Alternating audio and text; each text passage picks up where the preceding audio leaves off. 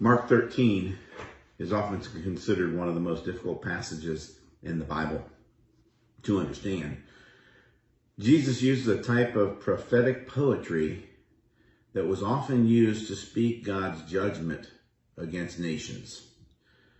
Now, Jesus is using this language in reference to the temple and to the city of Jerusalem and the judgment against the Jewish ruling system.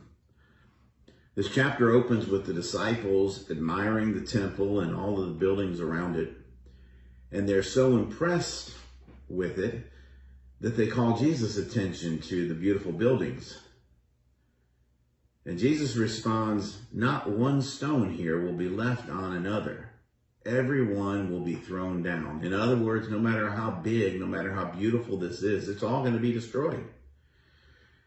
And he proceeds to speak of the coming destruction of Jerusalem and the intense persecution and tribulation that the Jewish people will face when Rome comes to destroy them. And then as the chapter moves along, it gets more difficult to understand. Jesus' words seem to move from judgment on Israel to a final judgment on the world at Jesus' second coming. And so part of this chapter refers to Israel, and part of this chapter refers to a final judgment. Or some scholars believe the entire chapter refers to the destruction of Israel, while others believe the entire chapter refers to the final judgment. Now, regardless of what you believe that Jesus is referring to in the 13th chapter of Mark, he lays forth a principle that applies to many of life's opportunities. We'll find it in the beginning of verse 32. "But about the day or hour, no one knows, not even the angels in heaven, nor the Son, but only the Father. Be on guard, be alert. You do not know when that time will come. It's like a man going away. He leaves his house and puts his servants in charge, each with their assigned task. And he tells the one at the door to keep watch. Therefore, keep watch, because you do not know when the owner of the house will come back, whether in the evening or at midnight, or when the rooster crows or at dawn. If he comes suddenly, do not let him find you sleeping. What I say to you, I say to everyone, watch." Now, since Major League Baseball should have been already started by now, let me give you a baseball example. Babe Ruth struck out 1,330 times in his career. Yet for many years, he held the record for the most home runs hit in a single career, 714. In fact, many of baseball's greatest hitters strike out more than they hit safely. Their strategy: they sit on a pitch. They try to predict what kind of pitch a pitcher is going to throw.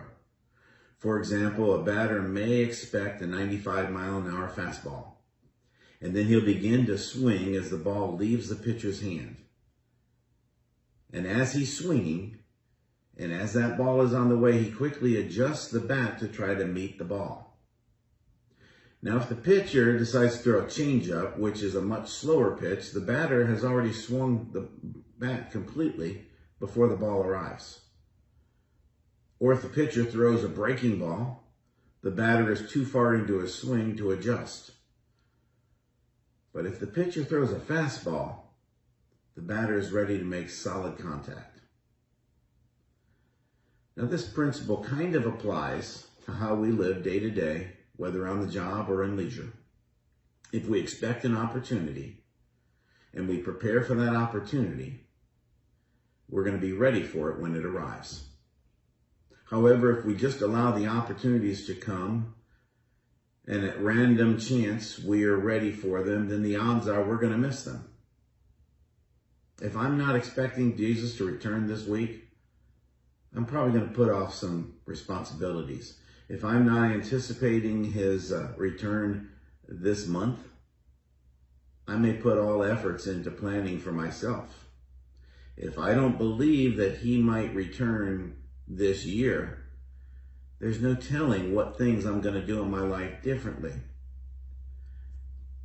But if we all expect him today, you can bet our emphasis will be on the things of eternity. I sure hope that when Jesus returns, he's going to find me serving. He's going to catch me preaching. He's going to see me worshiping. So what's the best way to make sure that happens? Live every day with the awareness that this may be the day, today may be the day that Jesus returns. And then sit on that pitch. Thanks for joining us on YouTube today. I'm glad you took a second to join us as we are producing videos of our worship elements and our message. Don't forget to hit the subscribe button though, so you can see when other updates will be made available as well. And don't forget to click the links that allow you to explore our YouTube channel.